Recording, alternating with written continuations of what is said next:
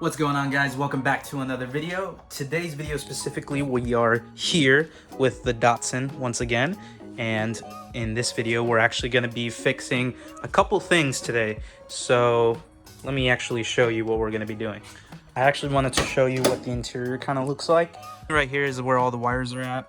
All these wires right here that you're seeing are pretty much the gauge wires. We'll have them all numbered in numerical order and stuff. So we're pretty much getting them ready to fit properly on here. Before, it wouldn't fit properly because it was pretty much a whole different design. I think we're gonna go ahead and finish that, but I also wanted to show you guys one more thing. In order for us to get these gauges fully working, I actually have to show you guys one little thing.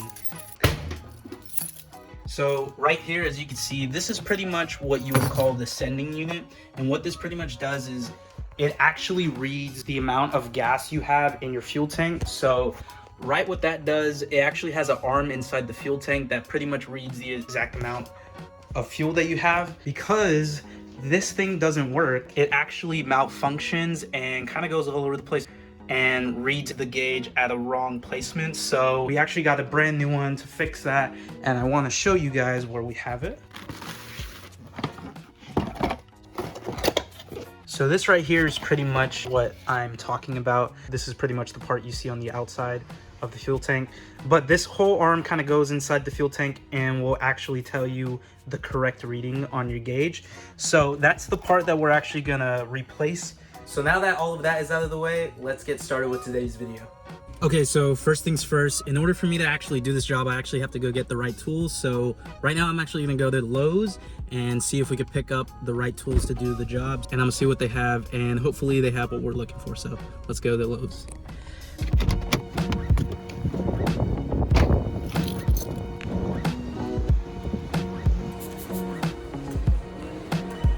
I wanna say they're right here. Yes, okay. So this is exactly what I need, and I believe this will do the job to kind of grind out some of the excess bits. So let's take this home. All right, so I'm back at home. It's kind of a little bit late now, but I've been out here kind of working on this right now. We have cut like a little bit or kind of grinded this a bit with this tool right here, but I think I do need to kind of carve a little bit more so it can fit perfectly. So I think I'm gonna go ahead and do that real quick.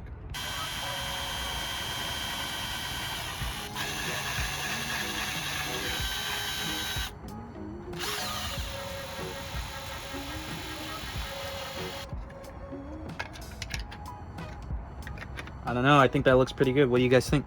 I think we're just gonna leave it like that and continue on from there because I feel like this is a good fit. So we'll continue doing something like this to the other part and we'll see how it looks in the end, pretty much. A little bit more changes and this gauge should look perfect. So I want to show you guys real quick on how we're actually making this into like a perfect fit. While we were at Lowe's, I actually bought this tape right here. This is some special tape to use for some PVC piping, and we thought it would work great for this one. So right here, as you can see, it's pretty much all taped up with the tape that we got.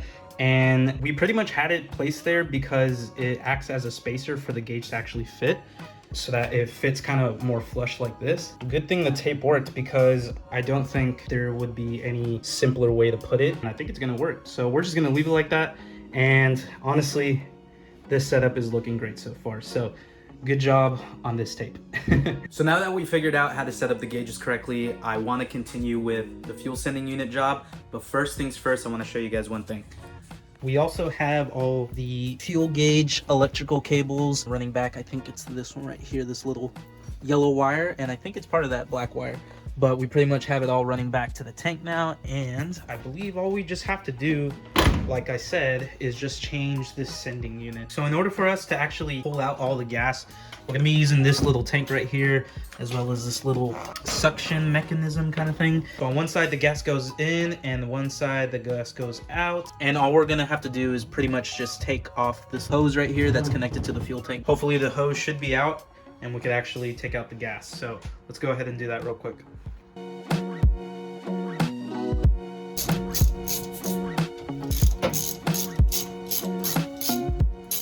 All right, so as you can see, it's now taken off. Originally, we were actually gonna pull the gas from just the flat down here. As you can see, we have the hose right here. But I guess there was a little part at the end right here, as you can see, that was kind of hitting it. That pretty much didn't allow us to actually run this hose down. So now that we got that out of the way, we can actually go ahead and take out the gas.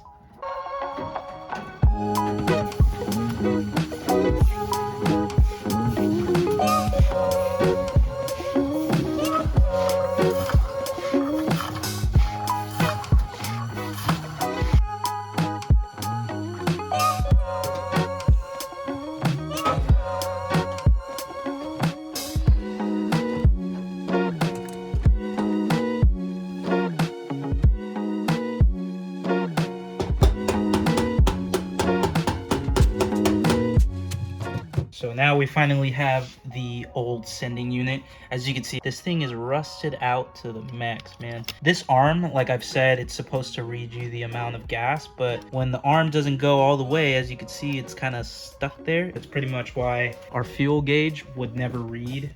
It's because look where it goes, man. It doesn't even... Anyways, that's done. The new one is finally put in, and I'm excited. We kind of hammered it in because it's actually, you kind of have to like screw it. Super easy replacement. I'll leave the link down in the description to get one of these just in case you guys are having the same issues. So with that being said, let's go ahead and put the gas back in. Okay, so now we have this done and it's finally installed. Now for the moment of truth, man. I hope this thing works. Let's go ahead and turn these on. Oh yes, man, that looks great.